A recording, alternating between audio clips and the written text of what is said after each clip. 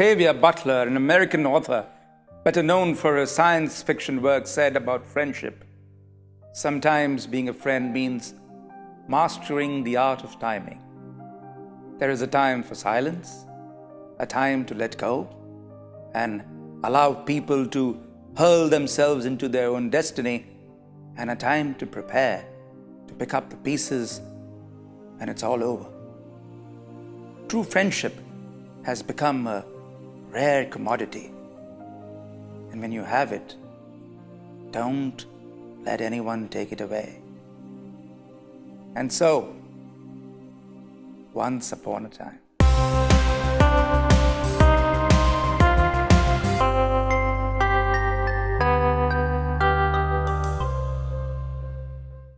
Ray and Mo met when they were 2. If it were not for Ray, Mo would have never gotten through school. In the 2nd grade, Ray taught him how to add and subtract numbers. In the 9th grade, he taught him how to do calculus and a whole lot of other stuff in the interim. Mo dropped out of school in the 10th grade to help his father with the car repair garage. Ray marched on in life.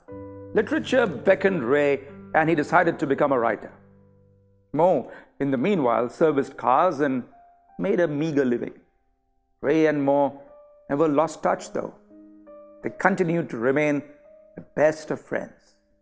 It was clear to the both of them that Mo would spend his life in the mundane, the drudgery of a plebeian existence, see less money and a boring life for that matter, while Ray would touch the skies with his talent.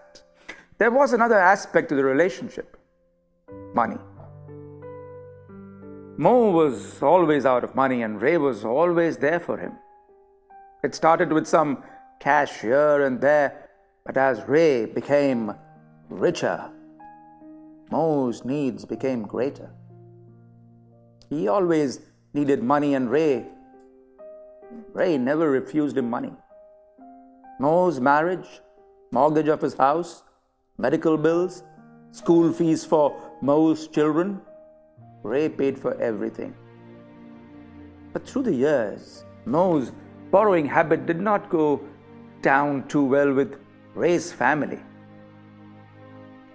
Ray's wife began her protests soon after they got married, and in time his children joined in to raise their objection to this pile-on friend. Then they went on and on about how Mo was only interested in money and not in friendship. But Ray, he would listen to no one. He would not let anything or anyone come in the way of his friendship. But Mo, sadly, he was not welcome in Ray's house anymore. The family did not want to have anything to do with a man who continuously exploited his good friend. As the years went by, Ray saw the pinnacle of success with his books, bestsellers and literary awards, and then came the time when the ideas began to dry up and the publishers began to run away.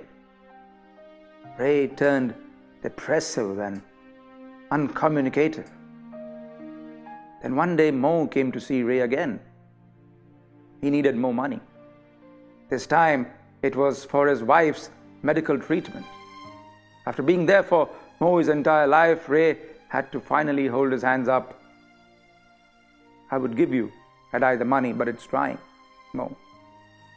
It has been hard for me the past year, just living on old book royalties." Mo was saddened by what he heard. "You mean you never saved any money for yourself?" Mo asked with concern. Ray shook his head. "I always thought the ideas would keep pouring in, but they have stopped. I suppose I have become irrelevant. The publishers have left me. My stories are not interesting anymore."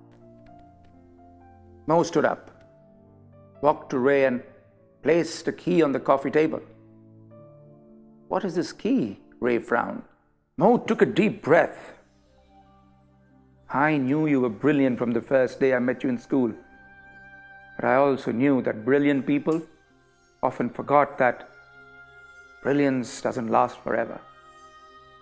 If I told you this fact of life earlier, you would have never believed me.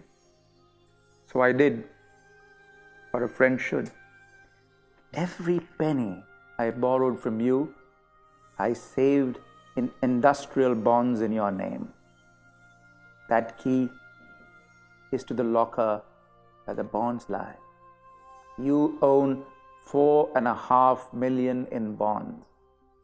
You are a rich man, my friend. And thank you for teaching me calculus. Ray stood up slowly and, holding his childhood friend,